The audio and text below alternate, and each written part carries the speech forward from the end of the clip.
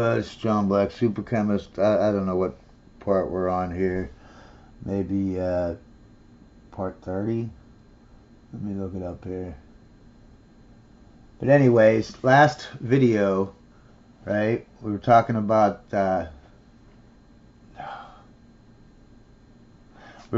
this chart here, right? We're going to change it over to look like this chart. I'm going to tell you how I did it first of all, okay? Because I want to link up Alfred the Great. Look how he's over here sitting by himself. And all these ones, you know, they're linked up easily. Okay, so remember what we said, William the First is over here. I just didn't have room on the paper to put it, right? So I moved this over to here, right? And then I flipped these. Instead of this King Louis over here, I put King Louis over here. See, King Louis is over here, and the William the Conqueror's here, right? And then that way it's all linked up together and you can see it. Because these two dangling, they don't look right, right? So now you can see it's the same format. Everything's the same. This guy had 3 people. An unknown person that ends up going to Henry III. And this one goes to King Louis. This one goes to William the Conqueror. Same thing here. You got 1, 2, 3 bloodlines, right? And you got Charlemagne's coming off. You got Charlemagne's coming off. Then you got Alfred the Great here by itself. Okay? So, and this line here is actually the same line as this. They look different because this says 13 and 3 and 13, 4 and 14. But this is 9th great-grandson. And this is 3rd great-grandson. You might say that adds up to 12, but you take out the great, you got another grandfather there, so that would be that would be 13. So these are the same lines. So I scribbled this line out, replaced it with this over here, and just flipped it, okay? So let's get this out of here. Move this over. And we could see, let me see if I can get in here closer. Alright, now, I want you to notice first of all, like here, this leads up to Charlemagne. This also leads up to Charlemagne. So, like here, Mary Stuart is not only 13th great-granddaughter, but she's also 14th great-granddaughter to the same man, Charlemagne. You know what I mean? Same here. Elizabeth I is 12th and 13th grandfather to the same person.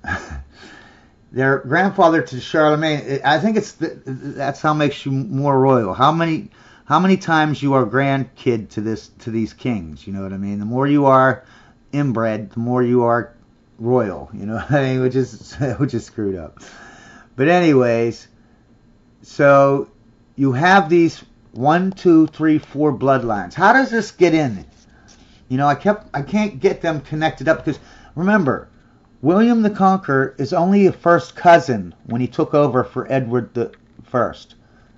Then after that, all these are children of Alfred the Great or whatever. That's where the thing comes in. There must have been an intermarriage. You know, let's just say right here is arbitrarily that this person married, right? Now you have a new lineage, right? And these kids, right, grandkids, they have both a direct, remember, you can't be a cousin. They have a direct line to this, right?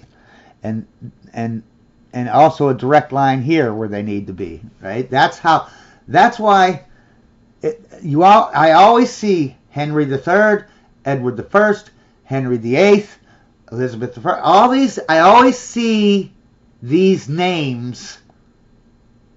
You know, when I look up a famous person, you know, they might not be royal all the way to Charlemagne, but they always they will always come to one of these to be royal. Usually Edward I. Okay. And what I noticed also is when you, like all these Bill Gates and all that, you know, all the mega royals, right? You look at their thing, they go back to Charlemagne through these people. Through these people. Everyone that is a mega royal their bloodline goes through these people. These are the bloodlines, right? These are the bloodlines right here. And then they lead to these kings, right? But these are the bloodlines. See, and these are the bloodlines. 1, 2, 3, 4. But I want you to also notice that there's a Charles V, and then Mary Stuart, the Queen of the Scots, Charles V, that's the Holy Roman Empire, right? I think Charles V also leads back to, well, yeah, it does. Definitely leads back to Charlemagne, so that's another way that you can, another route, right?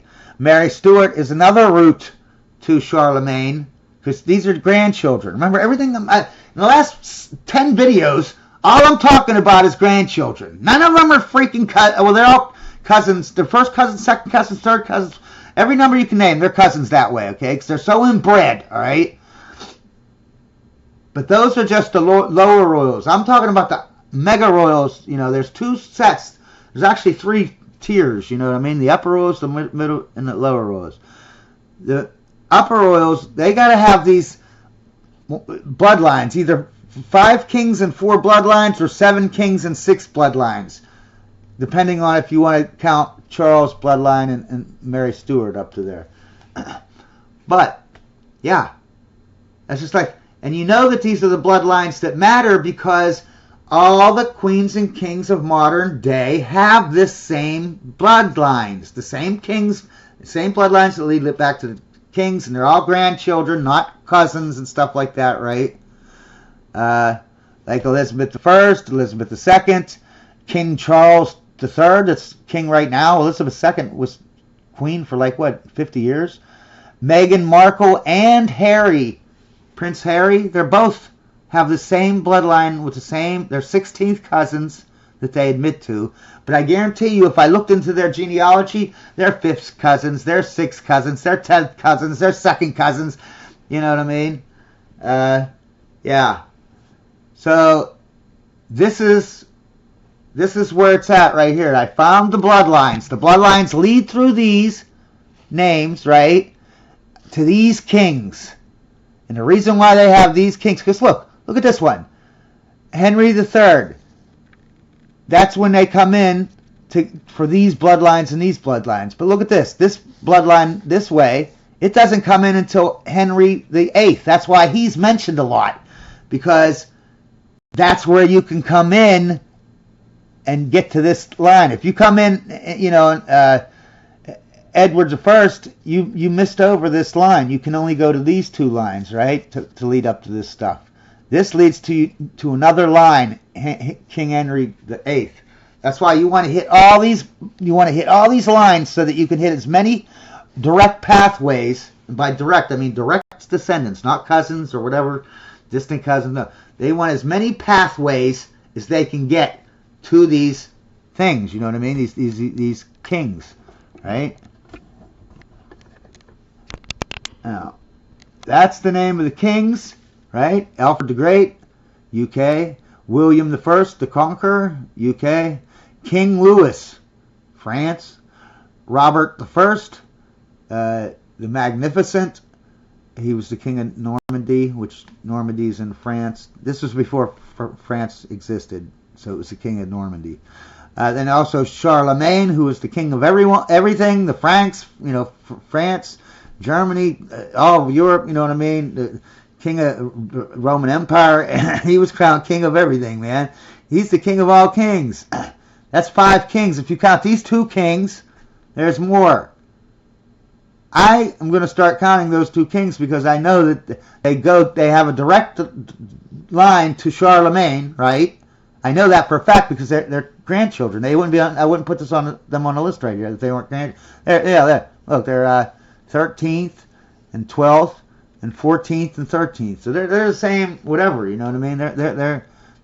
They have a bloodline direct, not cousins, to kings. So there's actually 7 kings and 6 bloodlines, okay, that they all share. Every one of them. Well, it's like 95% of the government. I'm not only talking about the top tiers, president, vice president, U.S. Supreme Court justice, secretaries of state and stuff like that.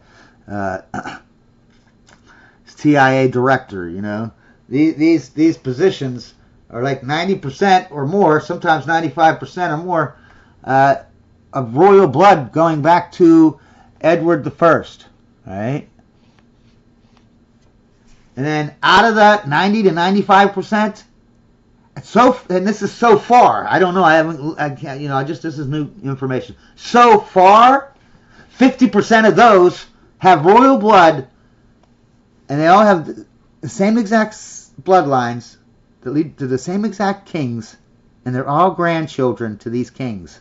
They're all direct, not cousins. They're all grandchildren to, it was one thing that they were all going back to King Edward, okay? One king, one bloodline. Now you got, they all have 6 bloodlines?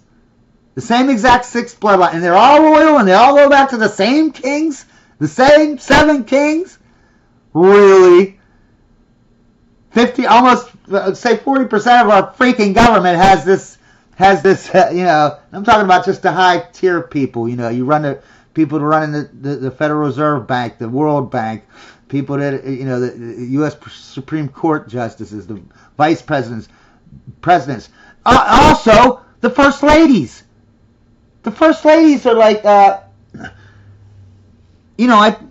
showed you how, what was it? Woodrow Wilson had 2 wives, and all 3 of them had the same exact bloodline that goes all the way back to Charlemagne. 6 bloodlines.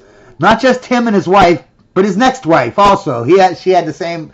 None of that is weird. Like, and if you go back like I only checked King Henry VIII, right here on the list, right?